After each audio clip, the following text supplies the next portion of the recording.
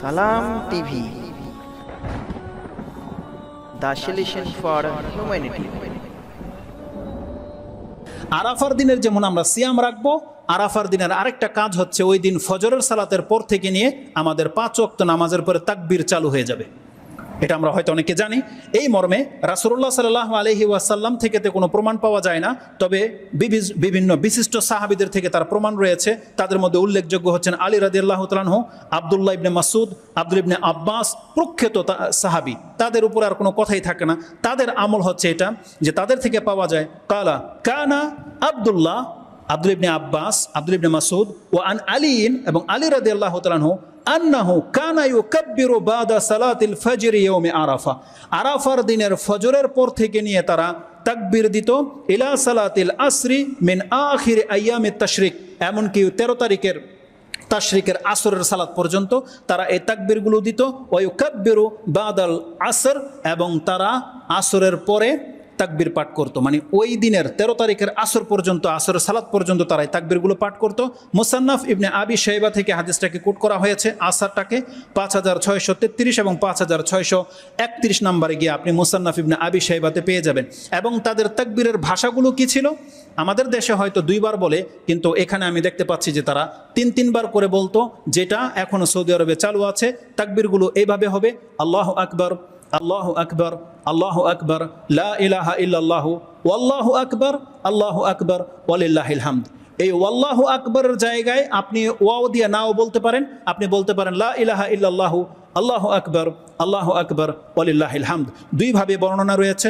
এটাও মুসান্নাফ ইবনে আবি শাইবাতে 5633-এ পেয়ে যাবেন, এবং মুসান্নাফ ইবনে আবি শাইবাতে 5654-তে হাসান আল বসরি রাহিমাহুল্লাহ থেকেও এই একই কোট করা হয়েছে যে কানা ইউকাব্বিরু আল্লাহু আকবার, আল্লাহু আকবার সালাসা মিরারান। তিনি 3 বার করে আল্লাহু আকবার বলতেন। এটাই ছিল হাসান আল বসরি রাহিমাহুল্লাহর আমল। তো এটা ছিল তাকবীরের পাঠ। তৃতীয় আমাদের কাজ হচ্ছে এই দিনের, কেউ কি জানেন আরাফার দিনের দোয়া কি? একটা দোয়া আছে আরাফার দিনের, বরং এই মর্মে তিরমিজিতে একটা হাদিস রয়েছে। রাসূলুল্লাহ সাল্লাল্লাহু আলাইহি ওয়াসাল্লাম থেকে বর্ণনা করা হয়, আন্নান নবী সাল্লাল্লাহু আলাইহি ওয়াসাল্লাম ক্বালা খায়রুদ দুআই দুআই ইয়াউমি আরাফা। সব থেকে উত্তম দোয়া হচ্ছে আরাফার দিনের দোয়া। যদিও এর সনদের মধ্যে কেউ কেউ আপত্তি তুলেছে, কিন্তু নাসিরউদ্দিন আলবানী এর সনদকে হাসান বলেছে। সেই দোয়াটা কি? সেই দোয়াটা হচ্ছে লা ইলাহা ইল্লাল্লাহু ওয়াহদাহু লা শারীকা লাহু লাহুল মুলকু ওয়া লাহুল হামদু ওয়া হুয়া আলা কুল্লি শাইইন কাদির। এটা আপনি আরাফার দিনের যত বেশি পারেন পড়েন। কেন? রাসূল সাল্লাল্লাহু আলাইহি ওয়াসাল্লাম কি বলেছেন? ওয়া খায়রু মা কুলতু আনা ওয়ান নাবিয়ুনা মিন ক্বাবলু।